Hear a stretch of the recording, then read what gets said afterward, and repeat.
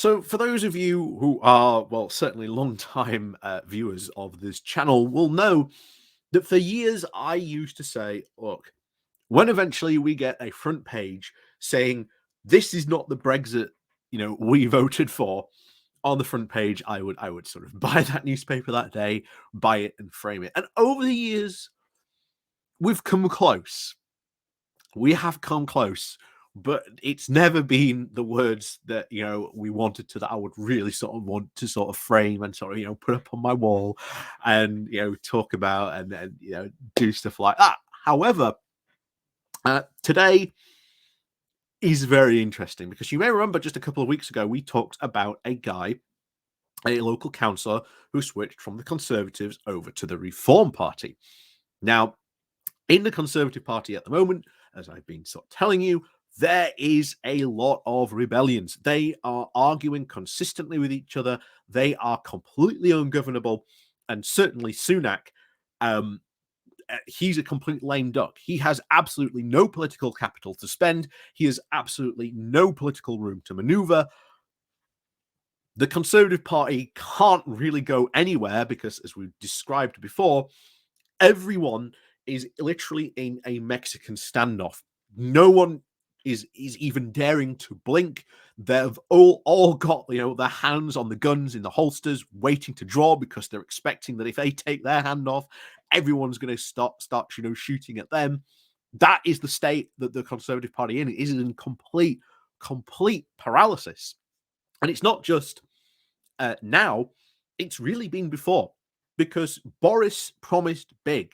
Brexit and the Brexiteers promised big, that they would deliver for these left behind areas and that they would be able to deliver them, out of, feeling, left behind, and, the sense that is there. And to be honest, this sense is really real in these areas, because today we're going to be going over this article here. It talks about an area in Barnsley called Goldthorpe. I know it. It's very, very, very much certainly one of the most poorest areas, not only sort of in Yorkshire, but certainly in the UK. A lot of depravity. Depravity. I don't even that's the correct term, really. It's basically, unfortunately, not, shall we say, a good area. It lacks, good transport links. There's, no jobs. It's a very heavily former mining town. Sort of this area in Goldthorpe, and used to rely on the pit to provide, that employment. But of course, there has been no such sort of places to provide that employment now. And as a result, people are really starting to feel disillusioned. And it's something that I've said, that if Labour get in, and if we are seeing that they are going to sort of win big seats, they have to deliver. Because I'll tell you now, the Conservatives got in with Brexit, saying Brexit is going to change your life for the better. You vote for Brexit, it is going to make your life much better. It's going to do all these fantastic and wonderful things. And of course, as we know and we warned about, that was never going to happen. And of course, Boris Johnson came back in 2019 and said, oh, Brexit, Brexit, Brexit, but also level up. And of course, as we said back then, it was a big slogan that Boris was using that he wasn't even going to deliver on. And I said that I'd be very surprised if he actually ever delivered on this promise, because we've seen it before from David Cameron and George Osborne with the Northern Powerhouse. They never delivered on it. But let's go diving into this article, because I think it's very, very interesting, a very fascinating deep dive into something that the Conservatives really have to deal with and are going to be incredibly worried about. And that is the amount of anger that is flowing from the idea that Brexit is now a failure and is not being delivered by the Tories. And a lot of people are seeing these rules and laws and regulations that apparently Brexit was going to deliver, but isn't at all. So yeah, it's very interesting, and certainly this leads on to something else, which we certainly do have to talk about, which is the potential. There's a lot of Tories even terrified of having their name put in this article, of a right-wing insurgency, and they are worried, very worried, like I say, we'll get to it later in the article, but oh boy, are they worried that Nigel Farage might actually make a comeback with Reform UK and steal a lot of these seats where there is this resentment against the failure of Brexit. But even remember this, Farage was the one promising for years, long before that Brexit would bring all these benefits. And of course, like I said, as we talked about before, Farage was always, see, if they'd only listened to me, Brexit would be this fantastic success.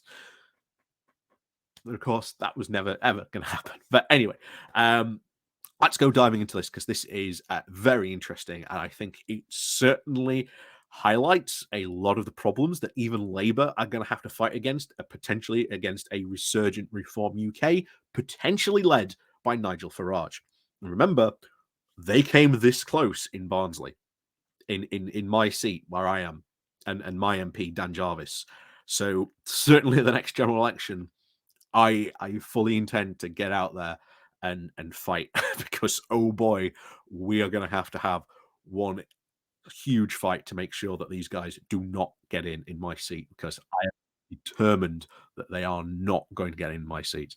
But as always, guys, thank you very much for, like I say, supporting the channel. Like I say, there's a like, share, subscribe button. There's the links down below to Patreon, the Pony Club, the YouTube thank you button. There's also the one-off donation link, Buy Me Coffee, where you can buy me coffee. So let's go diving into this without further ado. So this comes from The Guardian with the title of "We Didn't Vote for This. Anger over Brexit failures is haunting the Tories." Like I say, I know that street in Goldthorpe very well. So 3 years ago last week, Boris Johnson stormed to victory in an election fought by the Conservatives under the simple slogan, "Get Brexit done."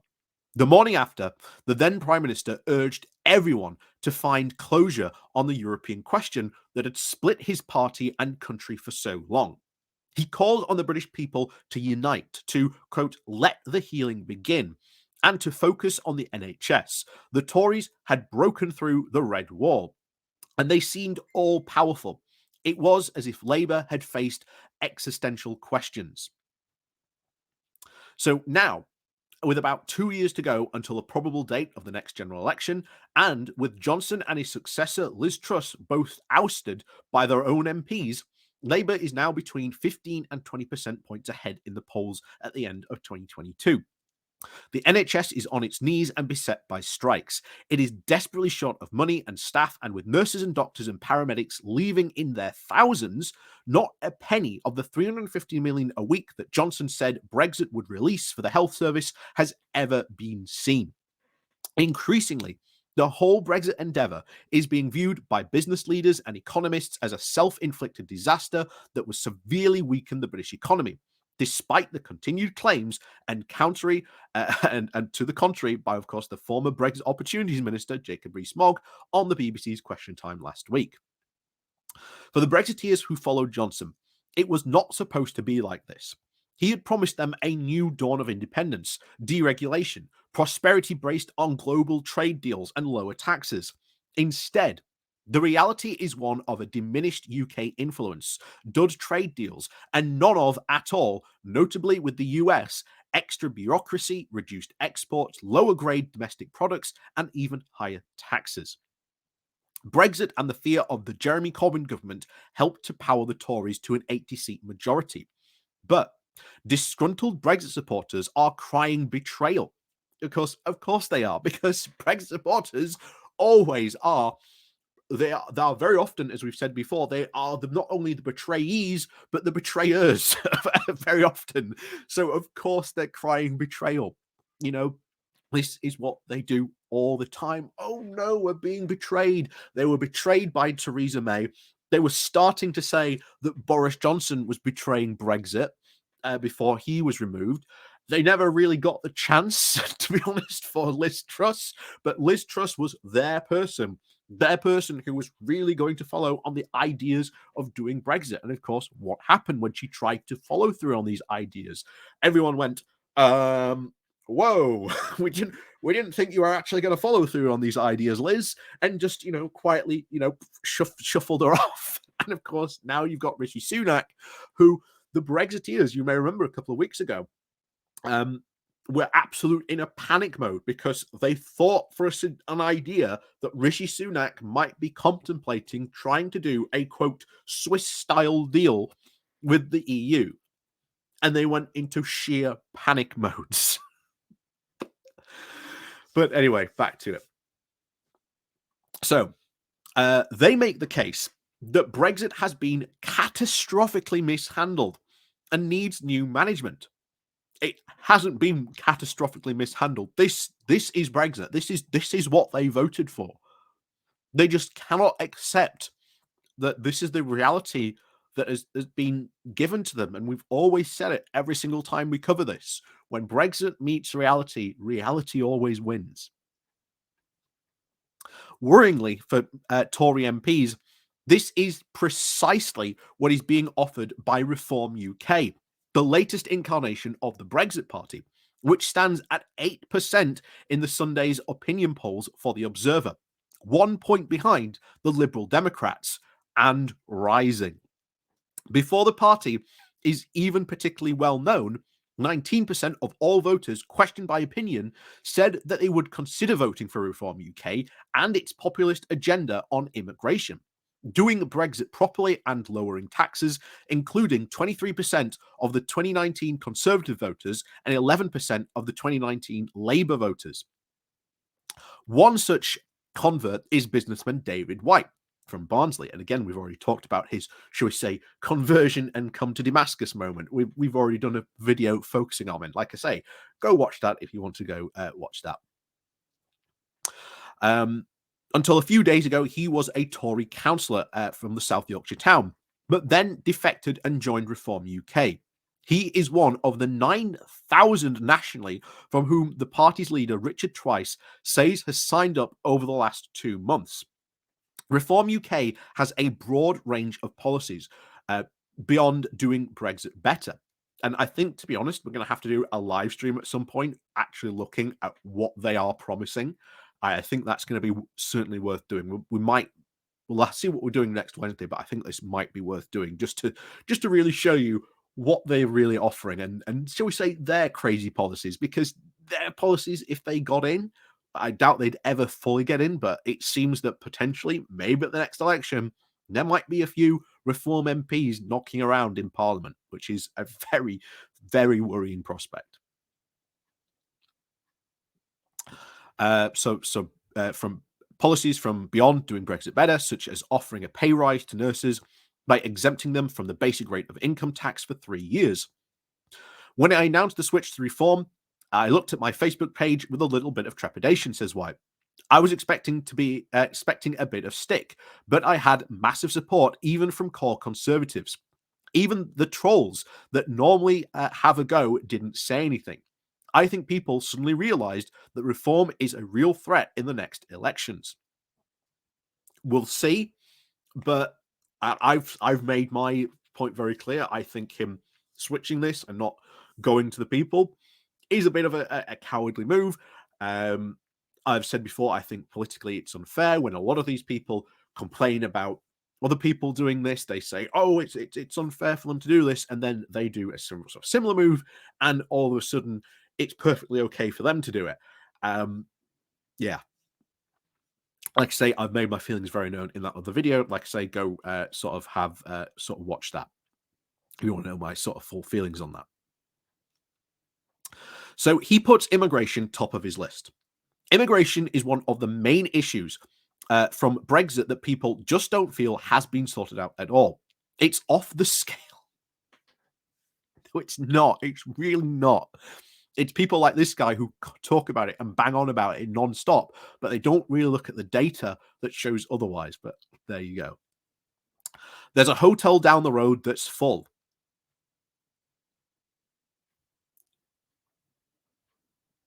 It's not. It's not. It's really not. I'm from Barnsley as well. I know it's not. I got some videos sent to me the other night of immigrants in this hotel outside playing football at midnight with the floodlights on, drinking coffee. And that just rankles with people. Oh no, immigrants outside playing football, drinking coffee. The UK is going to fall into sheer panic. Oh my God, they're outside playing football. Come on, guy, come on. That's pathetic. Throughout this part of South Yorkshire, as much across the Red Wall, there is a disillusionment with Labour as well as the Tories. Leanne Dunning has lived in this former mining village of Goldthorpe, 8 miles from Barnsley, for 47 years. She said, people feel abandoned by both parties, she says. I voted for Brexit, but what we've got isn't what people voted for. It doesn't seem to have happened as it was promised. I think a lot of people feel that. It's very early days for Trice's party, but Dunning's delusion is exactly the kind of sentiment he is seeking to tap into. He calls the Conservatives con-socialists and says that the two main parties are indistinguishable and in a bland left-of-centre ground. This way, he hopes to try and diffuse the fear amongst Tories that voting for an insurgent party such as his might let the left and the left wing in Labour of a Labour government. They are both variants of socialism. Trice says, you've got the con-socialists, and then there are the red socialists. There's no difference, he says. Oh, you could do an entire video. You could do an entire video just breaking down that sentiment alone, but we're not going to at this point. So I think this video is going on long enough, to be honest, this one. But oh my, I completely 100% disagree with that. He says that the Tories have betrayed Brexit and he wants to destroy them. I want the Tories out. I want them destroyed. I think they have ruined our economy. They don't underestimate us. They have deeply, deeply damaged this country. I am 58 and the country has never been in a worse state. Tory MPs and commentators insist they are not panicking about Reform UK. Not yet, at least, says Charles Walker, the former MP for Broxbourne in Hertfordshire. He says they are not yet a problem. But if they are around at the general election and we have sorted out our problems of inflation, the economy, and small boats, they will be. Paul Goldman, the former Tory MP who now edits Conservative Home website, says that the real worry from the former leader is Nigel Farage making a return to Front Reform UK, saying that my sense is that most Conservative MPs are not frightened of Richard Trice, but would be frightened of Farage. Another serving Conservative MP, and this is the one I was talking about at the beginning, another Conservative MP in a northern seat with many Brexit voters agrees. He says, I don't see them as a huge problem right now, but if Farage came along to lead them, it would be different. The MP who wishes to remain anonymous said, keep my name out of it. I don't want them to target me. Wow. You can just see the fear that is running around in the Tory party of a Farage return. And we've talked about this before, about there is a serious sense of worriedness from a lot of people in the Tory party, genuinely quite scared of a potential Farage return. We've talked about that in the past in a couple of other videos, but you can just see he's so scared. This one Northern Conservative MP is so terrified of even putting his name forward that he's worried that he might be targeted by them. Unbelievable. But yeah, I think the more this goes on, the more we see this new conservative psychodrama with the Rishi Sunak, complete impasse and the state the Conservative Party is in at the moment continues on. I think the more this is going to be. And I think Farage will eventually come back. I think he will make a comeback. It's absolutely clear. I think he wants to, intends to. I think he's just biding his time. So, back to it. So, for the Tories, less preoccupied with Brexit, but concerned about what they see as their party's broad centrist drift, Reform UK is also proving attractive, with deliberately wide-range policy offerings. Tiba Khan A mortgage advisor who lives in Norfolk joined the Conservatives in 2015 and remained a member until a few months ago, when he was tipped over the edge into joining Reform UK, saying, "For me, the Conservatives have just become blue Labour now." They really haven't, but there you go. He says, "I don't understand how they can have the policies that they have and still call themselves the Conservative Party. They've just abandoned their principles." Again, I've said it before. The idea that the Labour Party, and especially the policies that they've talked about putting forward, being put forward by the current Conservative Party, would never be put forward in a month of Sundays. Never.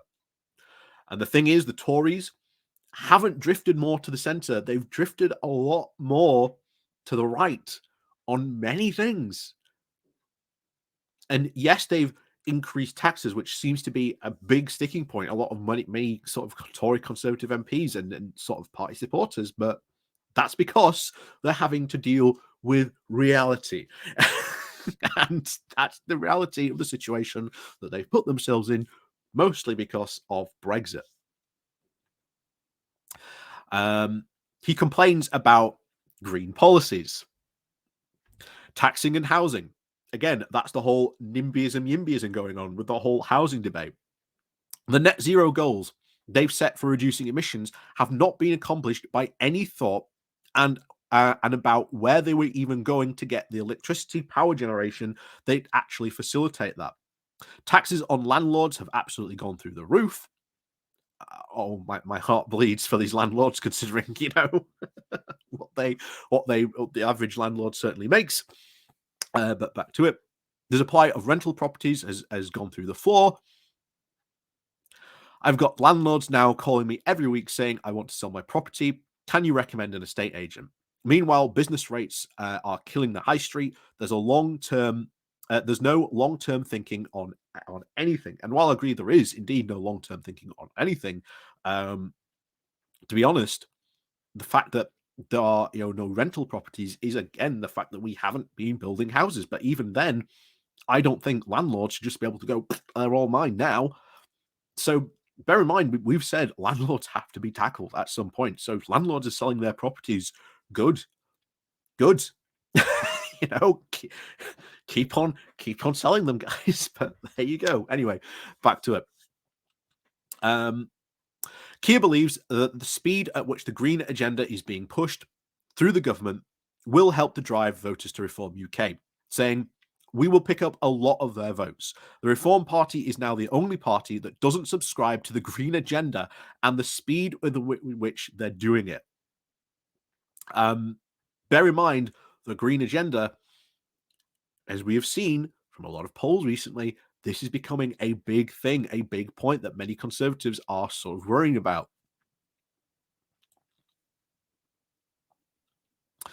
Among the Tory grassroots who did not get a chance to vote for Truss's successor, they feel that they have Rishi Sunak foisted upon them. And they are concerned that under the new Prime Minister, they're becoming a party of high taxes and a big state. They also feel disenfranchised. Well, considering again, we've done this before. We are going to be a high tax state because people want good public services, and we've said this before. You cannot have the level of public services that people want without having a high tax rate. And the thing is, people want good public services. You think you get Reform UK in and they suddenly start to fix these public services? Absolutely not. No way. Not in a month of Sundays. Even they would have to bend to the whims of having to have a higher tax rate. They just simply cannot do it. So back to it. Another group of prominent figures on the right have now launched an attempt to even seize greater control over the party to stop what they regard as a shift to the left, to a social democrat type of Tory party. Peter Carruthers, a Tory party and former party treasurer, who has donated more than 3.5 million to the Tories, is now involved in the Conservative Democratic Organisation, which aims to hand members more power over MP selection and leadership elections. He was given his peerage by Johnson, whom he believes should have never been removed as leader. He warned that the, quote, drag to the left by the current leadership was the opening of the party up to a political threat from a UKIP-style party on the right. They are certainly not being dragged to the left by the current leadership by any rate or style. But there you go. That's what higher taxes apparently means. You want higher taxes? Well, apparently you're dragging the party to the left.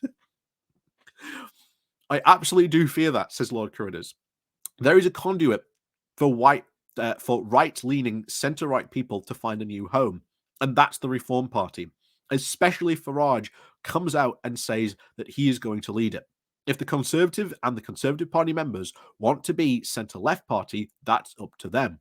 But I think you might see major changes in the political landscape, because whether you agree with it or not, I believe that this country is a centre-right leaning electorate. I don't agree with that either, especially when you look at polls with what people and policies vote for. It's a lot more progressive. So it's certainly not this centre-right leaning thing they are going for. The Conservatives being drifted to the left. Yeah, absolutely not. They are absolutely a right-wing party. They might be, again, a bit centrist, but we've said it for a long time now. Certainly under Boris, because of Brexit, they have drifted a lot more to the right on things. And even certainly under Rishi Sunak, pursuing these recent reforms, the Edinburgh reforms, those are very right-wing.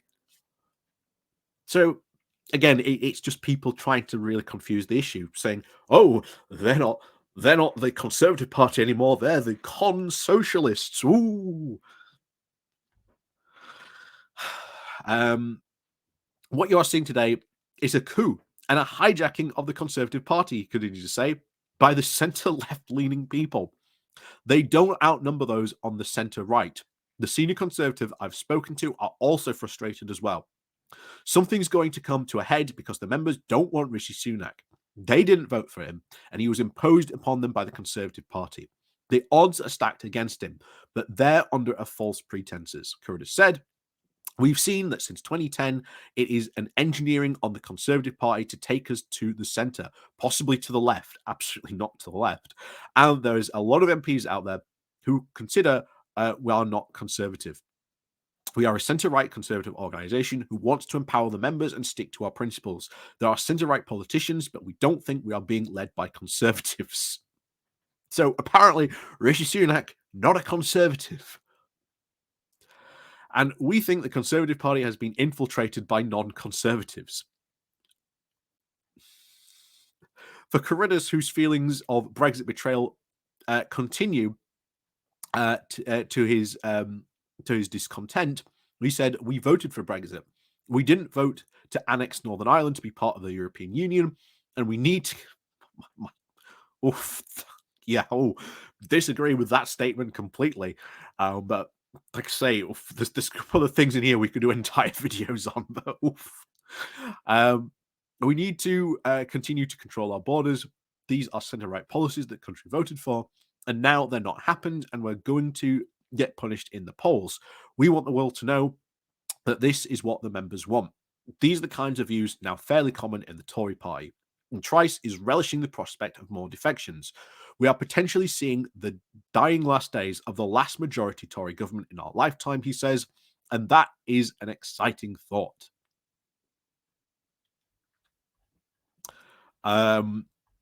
Me, oh my, there's just so much, Christ, there's so much to go over in this just one article. Wow, where to begin? First of all, yeah, absolutely, there was a lot of Brexit disappointment, but again, this goes back to the fact that we were saying it right from the start. Brexit was never, ever going to deliver on what the Leavers were promising, could never deliver on them. And we even said it at the time, these problems that you are concerned about are not EU problems, they're UK government problems. And it has been used by certainly Conservatives and Eurosceptics to blame the problems of the UK, not on the UK government and the government that they were in and certainly a part of, on the EU. Oh, that's an EU problem.